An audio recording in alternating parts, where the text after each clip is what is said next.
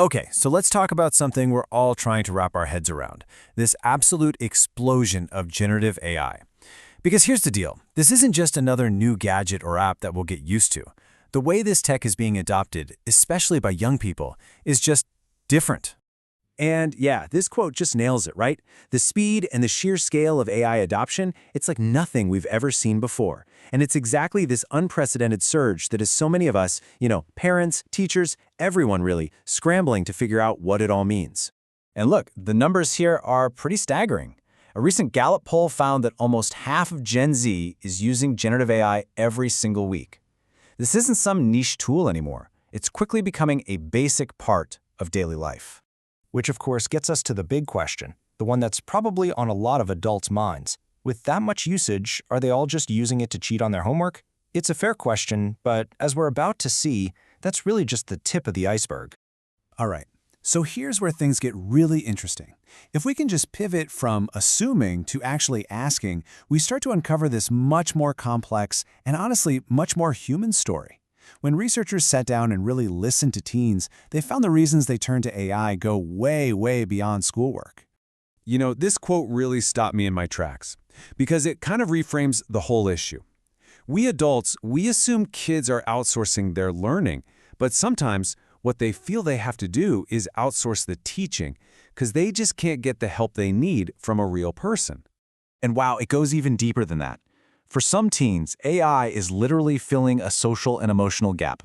It gives them a space to just talk, without that fear of being judged that can come from their peers. It's kind of become this surprisingly personal tool for them when they feel totally alone. And here's another really personal layer to this whole thing.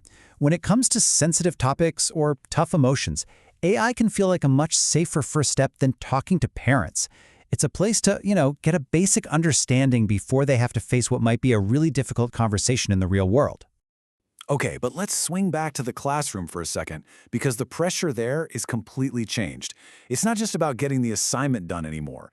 Now, some students feel this incredible pressure to write and create at the same level as an AI, which, that's an impossible standard for anyone, let alone a teenager. And you see what happens next, right? It creates this whole new kind of peer pressure. You have kids who genuinely want to do the work themselves, but they feel like they have to use AI just to keep up.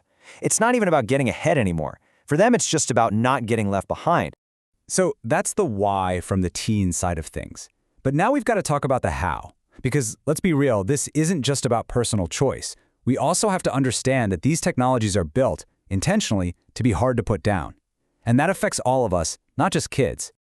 Just think about your own experience. Features like autoplay and infinite scroll, they're engineered to get rid of natural stopping points. You used to get to the end of a playlist or the bottom of your feed. Not anymore. These aren't bugs. They are very deliberate design choices made to capture our focus for as long as possible. And this all feeds into this huge system called the attention economy. Now, you've probably heard that term, and we usually think it's about selling us ads for shoes or whatever. But it's so much more sophisticated. The real product being bought and sold, it isn't stuff. It's certainty. Certainty about what you and I are going to do next. So how does it actually work? Well, it's kind of like a three-step process. First, every single thing you do, every click, every search, every time you pause on a video, all of that digital exhaust gets collected.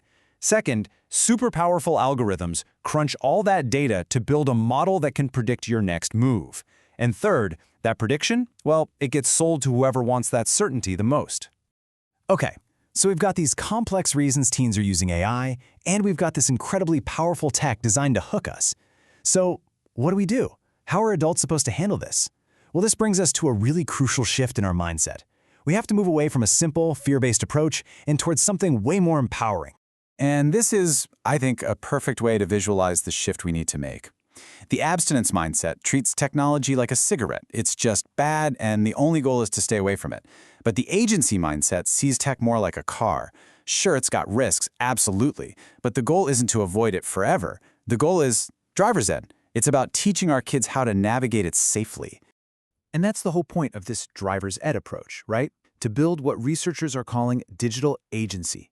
It's about giving young people the skills to make intentional, meaningful choices about how they use tech so that they are in the driver's seat, not the technology.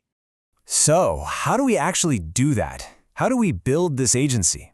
Well, the most powerful tool we have, it isn't some new monitoring app or a stricter set of rules. It's actually a fundamental change in how we, as the adults in their lives, start the conversation. It really comes down to this. This is the single most important pivot we can make. We have to shift from assuming we know what's going on to genuinely asking. We have to start with curiosity and then just listen. And look, this isn't just some feel-good advice. This is a strategy that's backed by years and years of research from places like Harvard's Center for Digital Thriving and Project Zero. They found that this pedagogy of listening is what actually works. It's what changes the dynamic. Okay, so practically speaking, where do you even start? It's simple. You start with the good stuff. Asking this question shows that you get it, that tech isn't all bad. It lets them talk about what's working for them, and that builds the trust you need to talk about the harder stuff later. And once you've built that little bit of trust, you can gently start to explore the challenges. This question is so powerful because it isn't an accusation. It's an invitation for them to reflect, not get defensive. And it opens the door for them to talk about the things they're actually struggling with. And then, here's a really powerful one. Ask a question that completely flips the script and makes them the expert. This is how you find out what you're missing. It gives you a direct look into their world and proves that you actually value what they have to say. So at the end of the day, it really comes down to this, doesn't it? For so long, we've been taught that our job is to police their screens, to manage the devices.